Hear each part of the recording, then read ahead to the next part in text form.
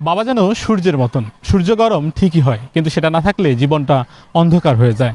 গল্প হরেক রকম নায়ক একজন বাবা। আজ বাবা দিবস। প্রতি বছরই জুন মাসের তৃতীয় রবিবার এই বাবা দিবস পালিত হয়ে আসছে। চলুন শোনা যাক বাবা দিবস নিয়ে কি বলছেন সন্তানেরা। শব্দটার যদি ব্যাখ্যা দিতে যাই, ব্যাখ্যা অনেক। তবে যদি শর্টভাবে বলতে চাই, তাহলে বাবা হচ্ছে একটা বটগাছ।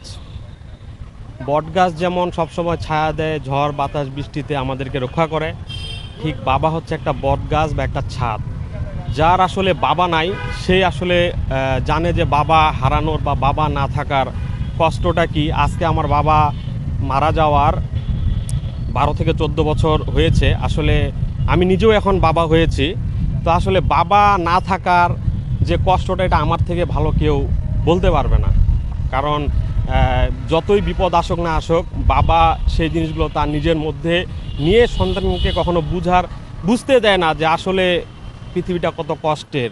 সব কষ্ট বাবা নিয়ে সন্তানকে ভালো রাখার, খুশি রাখার পর্যাপ্ত পরিমাণ চেষ্টা করে। আসলে বাবা কি জিনিস, এটা আসলে বলে প্রকাশ করা যাবে না, এটা শুধু অনুভব করার জিনিস। বাবার জন্য বলতে চাই যে আমার এক কথায় মনে হয় যে বাবা হচ্ছে একটা বটবৃক্ষ। বাবাকে আঁকড়ে ধরে রাখার যে আনন্দ, বা বাবার পাশে বাবার সাথে থাকার যে আনন্দ, এটা আসলে বলে বোঝার নয় আর কি। বাবা দিবসে বাবাকে নিয়ে বলার মতো আসলে ভাষা আমার মুখে নাই। কারণ বাবা জিনিসটা লাইফে এমন একটা, যে বাবা না থাকলে লাইফটাই পুরো অসম্পূর্ণ মনে হয়। প্রত্যেকটা শুধু আমার জীবনে না, প্রত্যেকটা মেয়ে বা ছেলের জীবনে এই বাবা জিনিসটা একটা অপূর্ণনীয় একদম, একটা প্রাণ আর কি। তো বাবার প্রতি ভালোবাসা থেকে আমি এতটুকুই বলবো যে বাবাকে যেন আমি যেন আমার বাবাকে কোনোদিন কারো কাছে অপমান না করে, বরং আমার সাফল্যের মাধ্যমে আমি যেন আমার বাবাকে একটা আমার সাফল্যের মাধ্যমে আমি আমার বাবাকে যেন একটা উচ্চ স্থান দিতে পারি, তাকে যেন সম্মানের সহিত দাঁড় করাতে পারি। তাহলে আমি মনে করি যে আমার সফলতা আসবে আর কি। আমার বাবার প্রতি আমার ভালোবাসা তখনই নিবেদিত হবে। আমি আসলে বাবা না থাকলে হয়তো আজকে আমার পৃথিবীতে আসা হইতো না। আসলে বাবাকে নিয়ে নির্দিষ্ট কোনো দিবস হয় না, বাবা সবসময় বাবাই। বাবাকে অনেক ভালোবাসে, কথাটা কখনো বলা হয়নি। আজকে আপনাদের মাধ্যমে বলতে চাই, বাবা তোমাকে অনেক ভালোবাসি। আর বাবা আমার পৃথিবীতে শ্রেষ্ঠ নিয়ামত হচ্ছে আমার বাবা।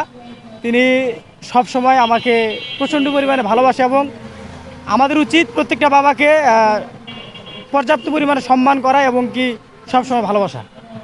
কথাই বলতে চাই, আমার বাবা বেস্ট। আমার বাবা আমাকে ভালো লালন পালন করার জন্য অনেক কষ্ট করে, সেটা আমি নিজেও জানি।